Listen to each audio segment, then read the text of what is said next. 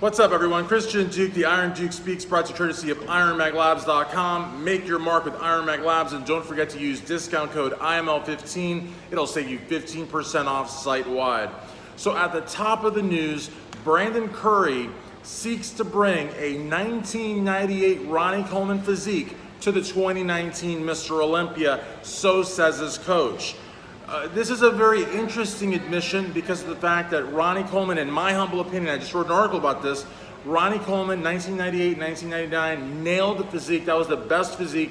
It beat Flex Lewis. I still think that was a very, very close one, but I was never a big fan of Ronnie's 2003 look or the really gigantic look, but 1998 was perfect, and if Brandon Curry can do that, all the while also increasing size. Now, he assures us that Abdullah can do that without him sacrificing his condition. So obviously the goal for Brandon Curry, 2019 Arnold Classic Champion, is to bring more size, more condition, and a sort of Ronnie Coleman 98 look to the 2019 Mr. Olympia. And if he can do that, he is going to be very, very difficult to beat. Now, there's something that I found very, very interesting. It's not clickbait, it was in an actual article. It involves Generation Iron, who apparently are doing the media for it. There is a bodybuilding fitness type show, I guess, in Moscow, where there's a new sport called booty slapping. It's kind of like a spin-off of the guys slapping each other in the face for endurance or whatever the hell. To me, I think this all may have started with Kali Muscles Slap City, which I thought was insanely unusual.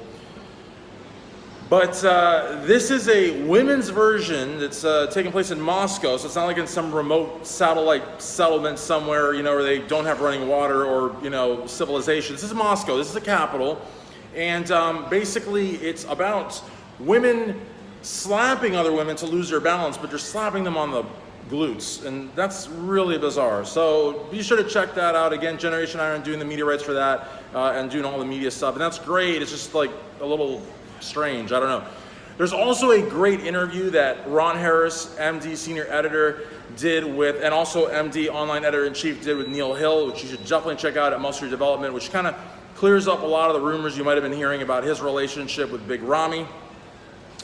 Also on Muscle Development on their Global Bodybuilding Radio, which is with Giles and AJ, they had Mark Anthony on, and Mark said a lot of the same things on my interview with him at the New York Pro last year, but he calls a lot of the men's physique competitors, particularly the pros, worse than women in the sense of the pettiness and the rivalries. And, I kind of agree with him in the sense that I don't really think that grows a sport.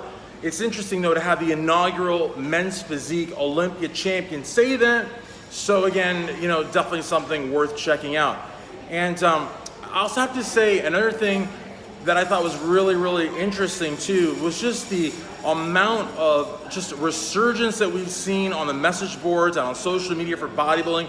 A lot of positivity, especially with men's physique. You had a lot of that drama, and you had a lot of drama in the bodybuilding world. So, I've been seeing a lot more positivity, and I think that's a great thing. The one thing that I could do without, and I think a lot of people can do without, is sort of a little bit of clickbait. Like there's an ongoing rumor now that Flex Lewis is looking into MMA. And I don't think anything could be farther from the truth. Yes, he's taking photos with major MMA stars and maybe he's talking to MMA coaches, but this guy's not going to do MMA. In fact, I don't even know if he's going to do open. I mean, we may have seen the last of Flex Lewis, and if that's the case, my gosh, what a great career he has had. If he does go into the open, I think he'll be very, very competitive. And in the 212, he dominated. Now, of course, in the 212, everybody's looking at Derek Lunsford, and I do believe he is the heir apparent. But guys, there's a lot of great quality competitors in the 212 division, so don't just assume that Derek's gonna walk into that 212 Olympia showdown here in about 3 months and just clean house with everybody else. That is not the case. He is, looking good to be that heir apparent. He's got youth on his side, he's a monster, but I've also heard it said that Derek's time in the 212 may also be limited because he's got a lot of size that he could still put on, and he has a propensity for building quality muscle without losing the conditioning and the symmetry. So we may not see Derek Lunsford in the 212 for very long, but I do think he is the heir apparent, and this will be one hell of an interesting and exciting 212 Olympia showdown in about 3 months in Las Vegas. In terms of Mr. Olympia, you know where I stand. I'll repeat it again. Sean Roden for the win. Brandon Curry second, Dexter Jackson third. I'm not giving you a top three without order. That's the order. That's what it's going to be. I'll be interested to see where William Bonac turns out, Steve Kuklo, Nathan Diash, and the others. But till next week, this is Christian Duke, the Iron Duke Speaks, brought to you courtesy of IronMagLabs.com. And don't forget to use discount code IML15. It'll save you 15% of your hard-earned cash. Make your mark with IronMag Labs.